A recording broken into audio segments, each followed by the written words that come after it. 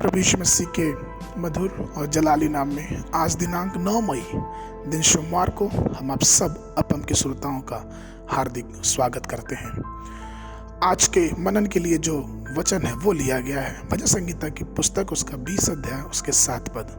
वचन कहता है, किसी को रथों को और किसी को घोड़ों का भरोसा है, परंतु हम तो अपने परमेश्वर यहोवा ही के नाम लेंगे।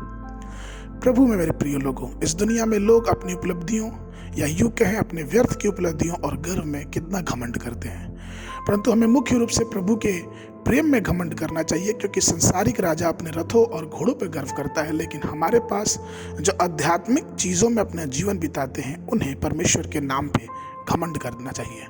दाऊद भजन संगीता की पुस्तक उसका 20 और उसके 8 पद में लिखा है, वे तो झुक गए और गिर पड़े, परंतु हम उठे और सीधे खड़े हैं। प्रभु में मेरे प्रिय लोगों, यिर्मयाह की पुस्तक में हम इस प्रकार पढ़ते हैं।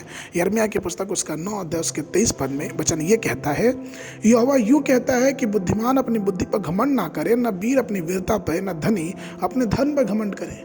क्योंकि हम जानते हैं कि लूसीफर जो कभी स्वर्गदूतों का प्रधान हुआ करता था, अपने घमंड के ही कारण स्वर्ग से गिरा दिया गया और उसके पतन का कारण उसका घमंड ही बना। ये वृत्तांत हम पढ़ सकते हैं यहेजकेल की पुस्तक उसका 28 उसके 16 पद में।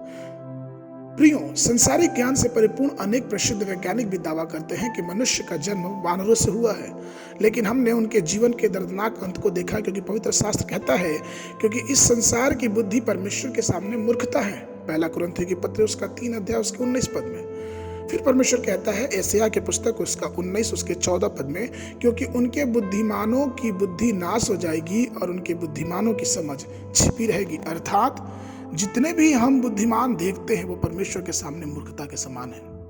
हमने उन सुरवीरों का पतन भी देखा है जो अपने आप को पराक्रमी और बहुत बड़ा गौरवमान समझते थे।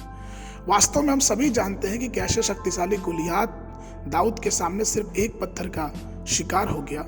हम असूर के राजा को भी अच्छी तरह से वाकिफ है, जिसने अपनी सेना पे, सिर्फ सेना नहीं बल्कि बड़ी सेना पे बहुत घमंड था। कैसे उसने परमेश्वर के दूत के सामने, एक दूत ने उन सारी सेनाओं को सबक सिखा दिया।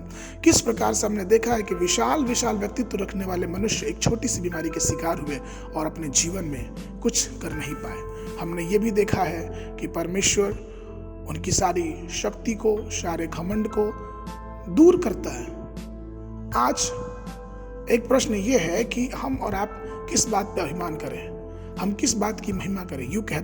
परमेश्वर यूं कहता अपने वचन में, यिर्मयाह की पुस्तक उसका 9 अध्याय उसके 24 पद में, परंतु जो घमंड करे वो इस बात पे घमंड करे कि वो मुझे जानता और समझता है कि मैं ही यहोवा हूँ, जो पृथ्वी पर करुणा, न्याय और धर्म का काम करता है, क्योंकि मैं इन्हीं बातों से प्रसन्न होता हूँ।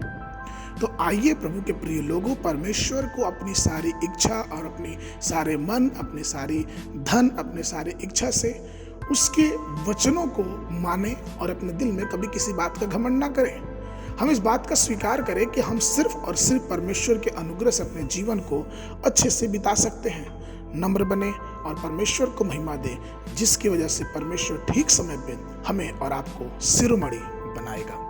आज के मनन के लिए जो पद है वो लिया गया है पहला कुरिन्थियों की पत्री उसका 1 अध्याय 30 और 31 पद। वचन कहता है, परंतु उसी की ओर से तुम मसीह यीशु में हो, जो परमेश्वर की ओर से हमारे लिए ज्ञान ठहरा, अर्थात धर्म और पवित्रता और छुटकारा, ताकि जैसा लिखा है वैसा ही हो कि जो घमंड करे वो प्रभु के नाम पर घमंड करे। बाइबल पढ़ने का समय सुबह के समय दूसरा राजा की पुस्तक उसका 7 अध्याय से लेकर 9 अध्याय तक, और संध्या के समय यूहन्ना की पुस्तक उसका 1 अध्याय 1 पद से लेके 28 पद तक। परमेश्वर आप सबको आशीष देवे।